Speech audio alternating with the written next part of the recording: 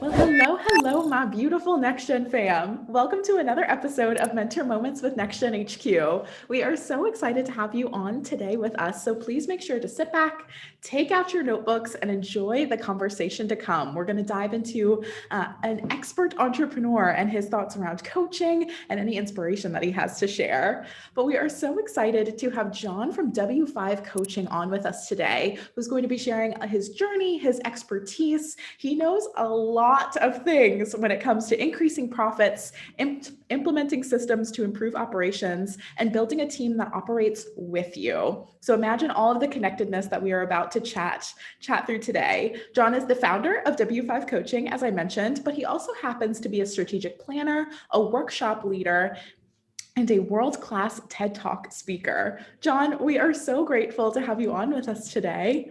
My pleasure. Thanks for having me. Absolutely. Where are you calling us from in this wide world that we're currently in? I'm in Vancouver, British Columbia, which is on the west coast of Canada. It's about a 2-hour drive north of Seattle, which should get everybody situated. Is it so wintry up there right now? I can only imagine. Vancouver is moderate climate, so we don't get snow, maybe except for 2-3 days a year. It's kind of west coast weather. It's raining today, and that's pretty typical. Well, it's also raining where I am on the East Coast, so we've got everything covered. So now, to reach everyone in the middle of all of these states between us on this interview, we're going to go ahead and just dive right in with you, John. But we're going to start with something that's a bit of a Next Gen HQ tradition with some rapid fire questions. So I'm going to throw some things out at you. Whatever comes to mind comes to mind. Sure. Amazing. What is one book that you'd recommend to others? 7 Habits of Highly Effective People, Stephen Covey. I love it. You mean that one right off the top of your head? Cornerstone book that would be the mainframe or a philosophy that everyone, and a set of values and virtues that everyone could live by. So if you haven't read it, let me urge you to run, not walk, and go get it. Nowadays, that means run over to Amazon. Exactly. Everyone go run over to Amazon if you haven't read it. I'm going to be one of them who does have to go run because I've not conquered that book yet. It's awesome. Amazing. Amazing. What is your best method of working productively? A default diary.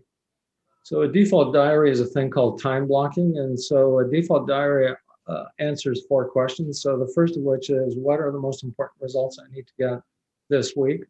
What outcomes matter most? Number 2 then is, what do I have to do? What activity produces those outcomes? Number 3 is, how much of those activities?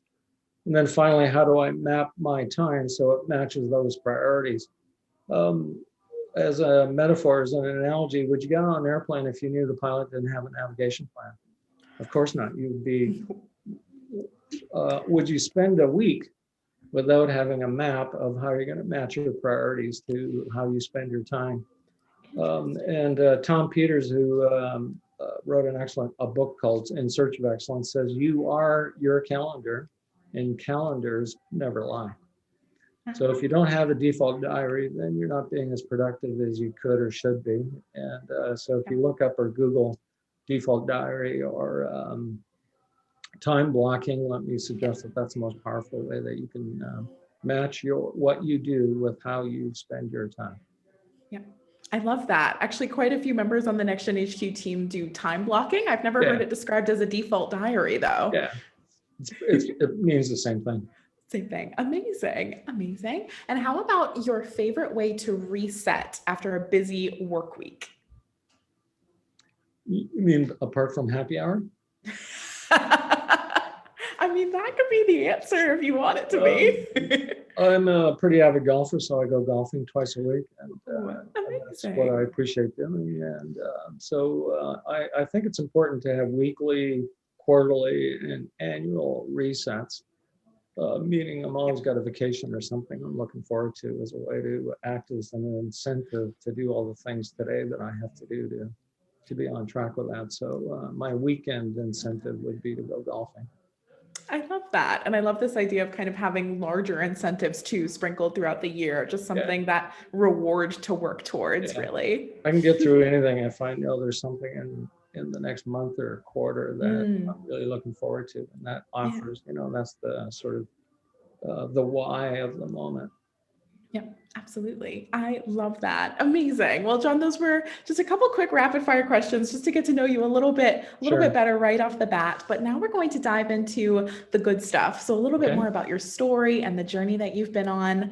I want to start off just really high level, asking a couple questions about your career. You Right. have been very much involved in the business world for Right. many a year, and it seems like you found your calling to become a coach and Yeah. really inspiring business leaders to step up and take themselves and make something of themselves. Sure. How did you know from such a young age that you were being called to this? What was the experience that you knew this is what you were So meant to do? Steve Jobs said we can only connect the dots going backwards. And so I didn't know this as a child, but was able to connect the dots. When I started coaching in 2004, I had an epiphany, a middle of the night kind of, oh wow, I've always been a coach. It was called other things over time, but and so I could connect the dots to the events in my life that I knew I wanted to be a teacher in high school, but the idea in those days people walked around with Harris tweed coats and elbow patches, and that didn't appeal to me a great deal. In the early 80s, I learned something called the Socratic Method of leadership. So Socrates had it that the best way to help or teach someone is to help them figure it out for themselves. And when they do, it's their answer, they own it. So I'm not in the you should business. I'm in the business of helping you consider what your options are, alternatives. Have you seen it from a different perspective? And at the end of the day, you get to make a decision about how you want to move forward. And that's really what coaching is. So I've always operated in the style of a coach. I just didn't know that it was called coaching, or it wasn't really a sort of a term that was used commonly.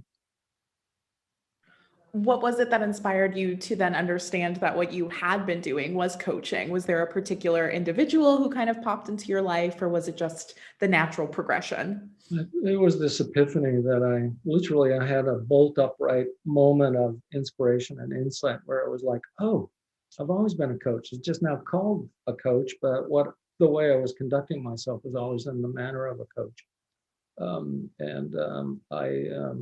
It was a happy accident that I fell into the profession of coaching. I wouldn't say that it was anything done by design, but once you get there, it resonated and was sort of pure and honest feeling. I wish more people were able to get to those big moments of epiphanies, because when you are able to wake up and realize that you are on the right path, what the next steps Yeah. should be, I feel like there's nothing better than that moment of just Yeah. knowing. So the thing you want to think about is, what did you do as a child between sort of the ages of 6, 7, 10, 11, 12, 13, 14? What would you do voluntarily, happily, on your own without being asked? And when you arrive, or when you get some insight about that, that often is where your passion is. That's often the thing that would be the cornerstone of your career. My personal story about that is I'm the eldest of 8 children. And what that meant was that I would grab my brothers and sisters. My sister is 12 years younger than me, so there was 8 of us. I'd grab their library cards. I'd go to the library. It was 3 miles on a bike. I'd get age and interest appropriate books for them, distribute them. 3 weeks later, I'd collect their books and cards and go back to the library. And nobody told me to do that. I just did that out of instinct. And that's why I have hundreds of book recommendations, including the 7 Habits. And the bottom line is, I was doing then in some way what I do today. Oh my gosh, what a great exercise it would be for everyone to sit and think, when you were younger, what were you doing without being asked? What were you just feeling called to do in those really formative years? Exactly. That's because when you're doing that without being directed or told, you're doing that out of your own free will. And by the age of 6, 7, or 8, your free will is, when you're 6, 7, or 8, that's the point when you start making those kind of decisions for yourself. Absolutely. Hopefully, So that's a talk. tip for people to have a think about. What's my passion? Well, go ahead. What were you passionate about as a kid? I love that. I'm going to take that away from this. I'm definitely going to make time for myself this weekend and think I'm going home to see my family. So I'm like, Mom, what did I just do when I was younger? Exactly. What was I Yeah, just yeah, drawn to? yeah, exactly. Maybe I that'll love help you. that. Amazing. So when you were chatting a little bit just kind of about your career and coaching, you mentioned the Socratic Method, and I'm intrigued to dive a little bit more into that because I feel like it could be really insightful for our young entrepreneurs to be able to understand how they can actually utilize this method in building their Mm, business. Do you mm. mind sharing a little bit more about the method and the benefits that you found through using this? Well, the Socratic method is about asking questions. And so I'm not in the telling business or the you have to or you should business.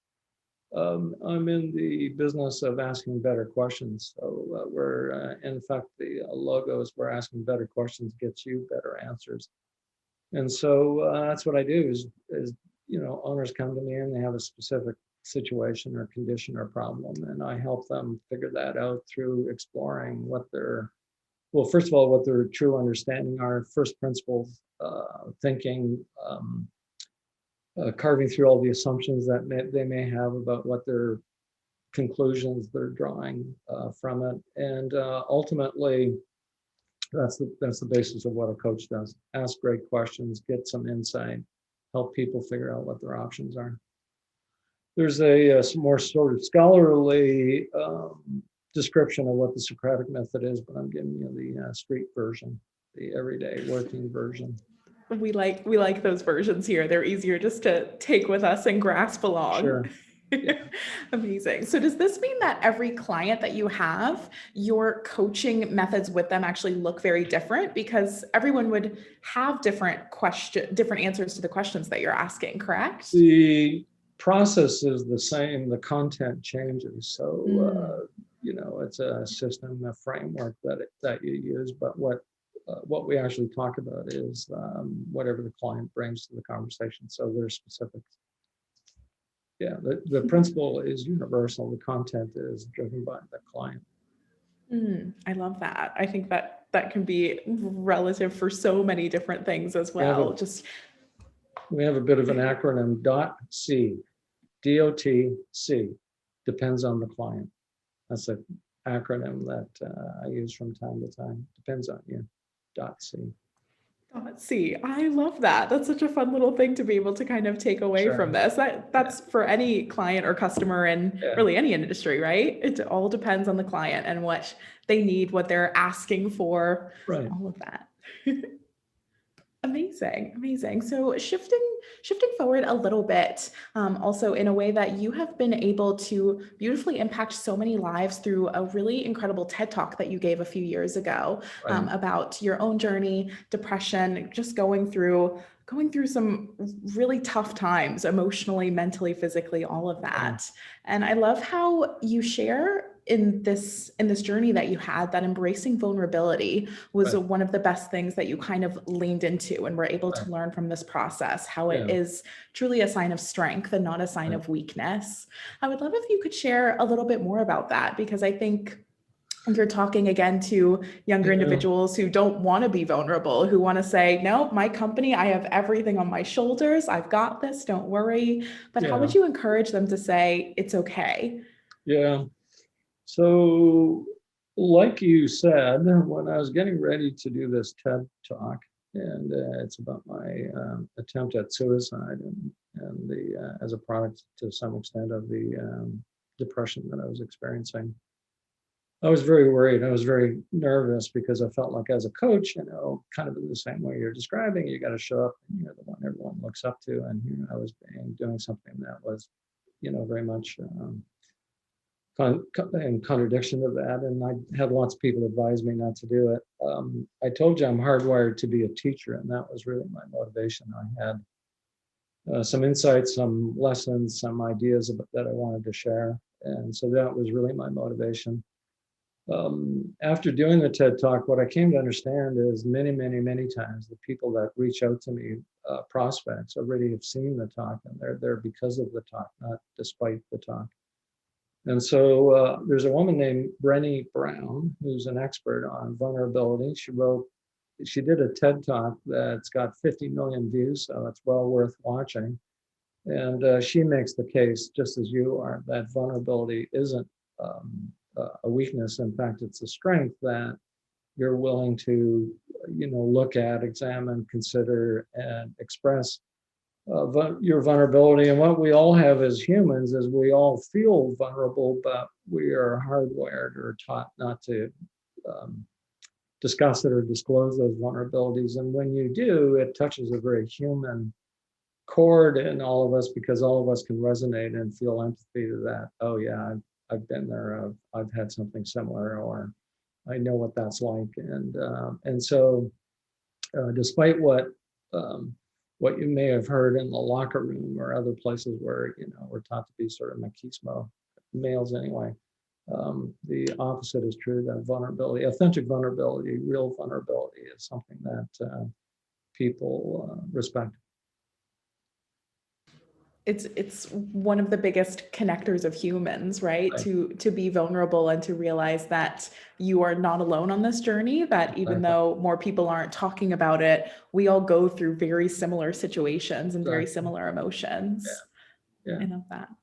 Yeah, so that was that's the lesson that I got and what I wanted to pass along. And if you Google my last name and Ted, you'll find the talk pretty easily. I hope everyone who's watching this is going to go and check it out. And John, thank you for getting on that stage and being vulnerable and sharing the story, because it really is going to impact so many lives, probably more than you even realize. That's for sure. I get emails and all the time from people who are reaching out and sharing a story with me. So I never expected that to be one of the outcomes of the talk, but it's that something that's a lot about meaning to me, that people are getting some value out of my personal experience. Absolutely. And on that note of outcomes of talks, we are getting very near the 20-minute mark. So I do want to be cautious of your time and go ahead and wrap this up. But we have one final question for you. We ask this from all of our mentors and love the different answers that we get. But to go ahead and end this, I'd love to ask you, what is your hope for the next generation of leaders? The job of leaders is to produce leaders. And so my BHAG, Big Hairy Audacious goal, the goal that I want to have as a result of my coaching career, is to have 100 families attend my retirement party. And those families, I'm only going to send out a single invitation, so I'm not going to harangue anyone. And these are people whose lives have become better as a result of the work we've done together. And so that's my hope for my career and the BHAG for my career. But in answer to your question, the job of leaders is to create more leaders. And that's my personal example of that. And that's what, coming back to your question, that's ultimately what one should expect of oneself if one is a leader. So I'm kind of putting in the third person there, but that's why. Be a leader. I love that. Be a leader who creates other leaders. Exactly. Your test, if you are being a leader, is if others become leaders in their own right. I love that. Well, I know that you are going to have 100+ different leaders that you are creating, and hopefully you don't mind expanding that guest list when you're able to, because that's going to be such a beautiful party to have. Thank you very much. Appreciate that, Rachel. Amazing. Well, John, thank you so very much for taking the time. I know it's a gray Monday for both of us on different coasts right now, but we so appreciate you being open and coming onto our show with us today. We know that this is going to touch a lot of people, and we're excited to get you involved in the next gen world. Thank you very much. Thanks for your time. Appreciate it. Absolutely. Next Geners, we'll see you on another episode soon. Bye, everyone. Bye.